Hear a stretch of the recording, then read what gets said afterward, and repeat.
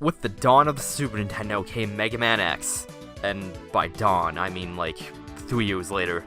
Yeah, let's go with dawn. Mega Man X essentially became the successor to what's now referred to as the classic series of Mega Man. X showed that the series could evolve while still keeping the core that made Mega Man, well, Mega Man. It sold well too, ensuring Capcom would make tons of sequels. With the new generation of Mega Man, you'd think Capcom would have been done with the classic series, but they still kept it alive over the years, albeit less frequently.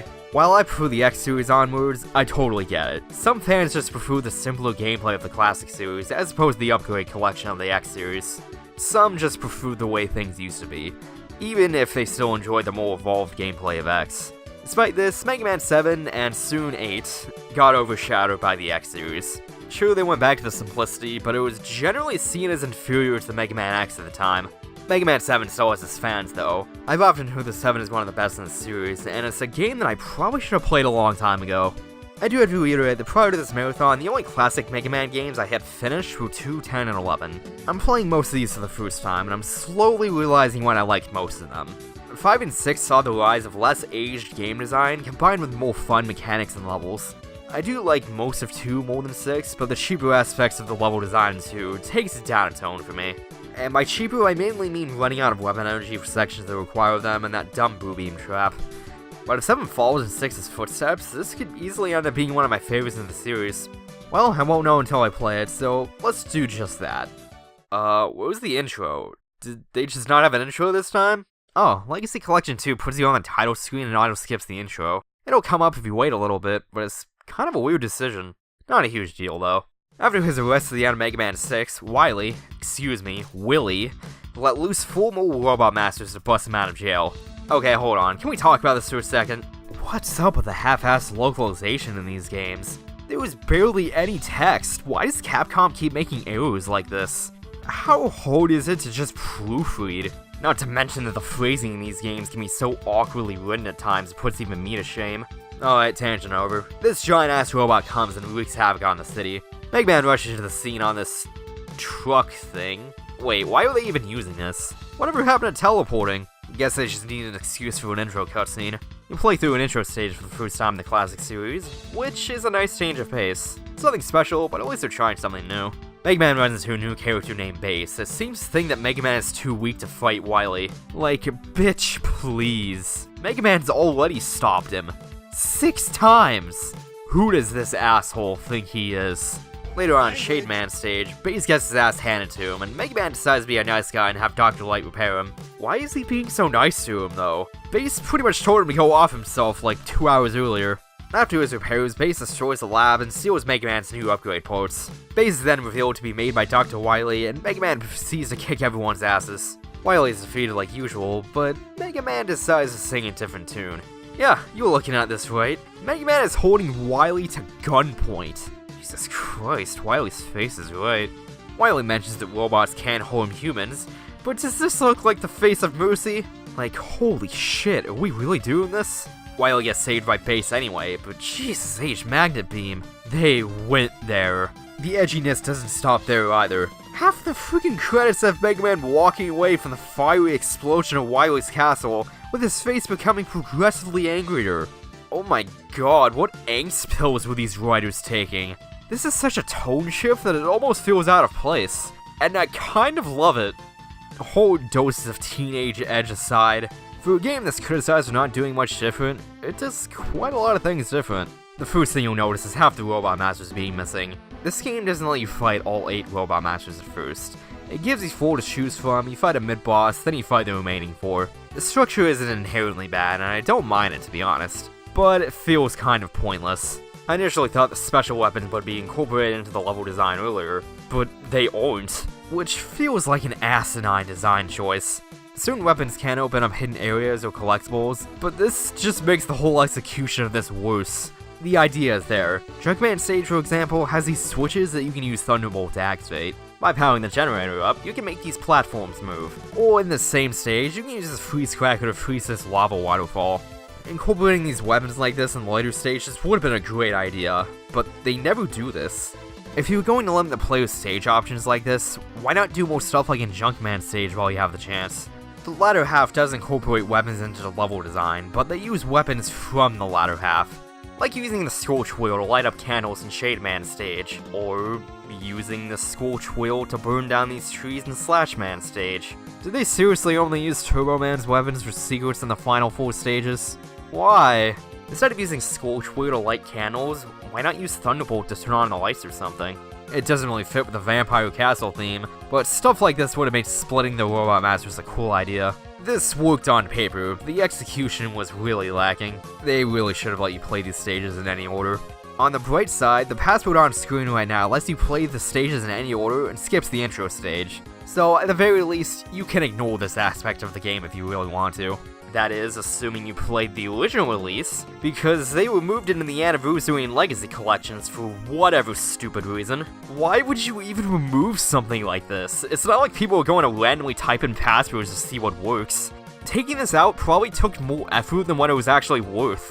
What the hell, Capcom? Like Mega Man 6, 7 has an upgrade system like X, although much simpler. You won't be upgrading your health or anything, but you can find the Rush Jet, the new Rush Search, the ability to exit stages you've already cleared, and automatically giving weapon energy to the weapons that aren't equipped. Okay, actually some of these really should have been unlocked from the beginning. And yeah, sometimes you have to backtrack, but this is still really cool. Assuming you go after the exit port before going back to any of the stages, it really isn't so bad. And with the shop that I'll go over in a bit, you don't have to backtrack at all except for the Rush Ports and Proto Shield. Proto Shield sucks, by the way. But back to the Rush Ports, there's one in each of the first 4 stages. Collect all of them and you'll get the Super Adapter. It works similar to the Jet Adapter in Mega Man 6, although it's been tweaked a bit. Instead of having a jetpack, you have a double jump instead, and you charge shot homes in on enemies. Although the homing ability sucks until you get the range extender. You still can't slide, but that was never really an issue. Beat returns, but instead of a weapon, he's there to help out with your bottomless pit allergy. You can also find these bolts in the stages. They're basically just currency of this new shop run by Otto. That green robot dude in the intro stage? Yeah, that guy. Here you can buy E-Tanks, lives, extra beat uses, and any upgrades you're too lazy to get.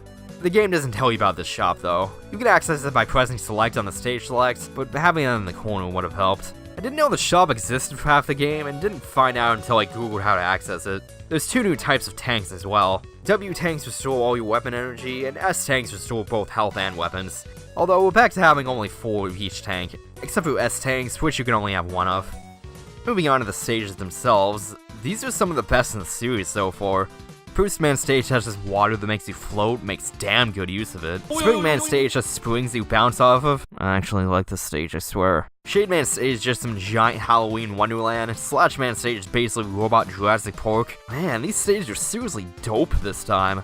The only stage I wasn't into was Freeze Man's. There's ice physics everywhere, and the collectibles can just be annoying to get to. Like with the Rush Ports, you have to do these really precise jumps on ice physics, and if you screw it up, you have to restart the whole stage. Shade Man stage would have been one of my favorites if it didn't have this dumb section that I mentioned earlier, where you need Turbo Man's weapon in order to see anything. Oh, and what's Turbo Man's weakness? Yep, Shade Man's weapon. This is some advanced levels of stupid.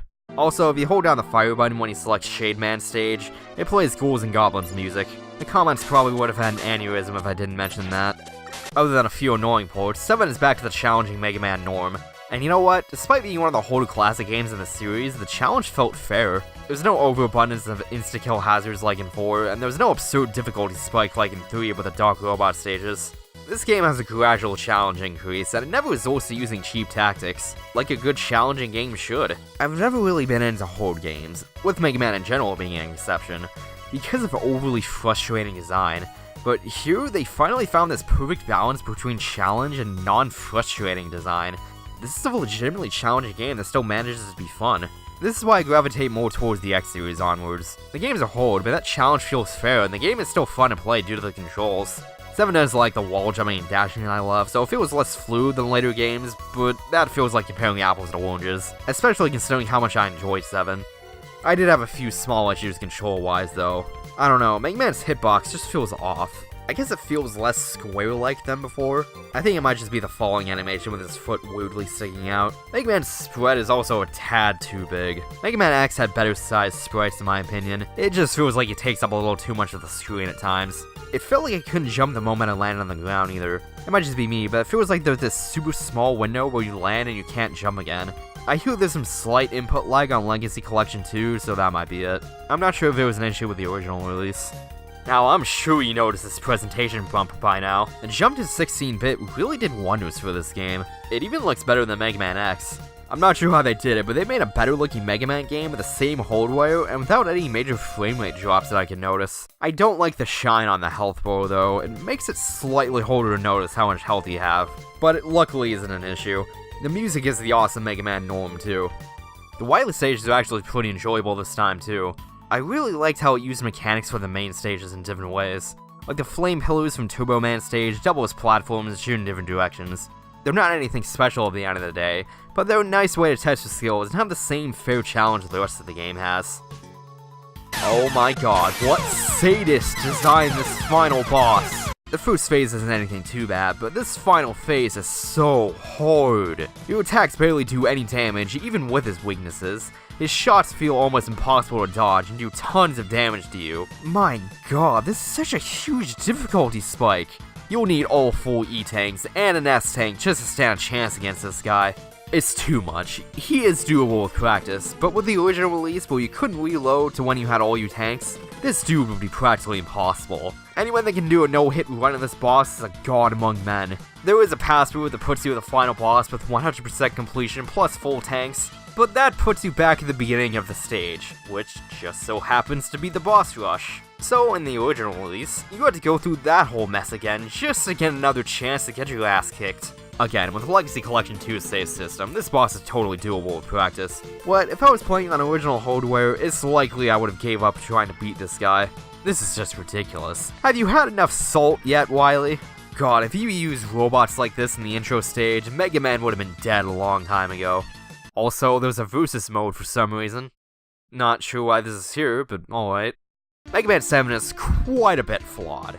Splitting the Robot Masters into 2 parts didn't work in execution, the weapons aren't useful outside of boss weaknesses, text descriptions for weapons are less useful than just showing them being used, and the checkpoints can be pretty infrequent, but I'll be damned if I didn't have a great time playing it. I love the stages, I love collecting optional tools, I love the graphical style, I just love the game in general. Up to this point in the classic series, 7 is by far my favorite. I may have sung high praises as 2 and 6, but it's not like I worship the games.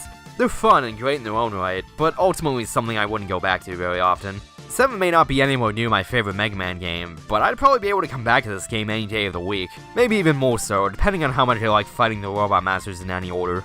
It's kind of heartbreaking that this game got overlooked back in the day. Mega Man X is great and all, but man were people missing out on not playing this gem. How the hell did they make this game in 3 months? This has been Flame Guy, and to no one's surprise, Mega Man 8 is next in the series.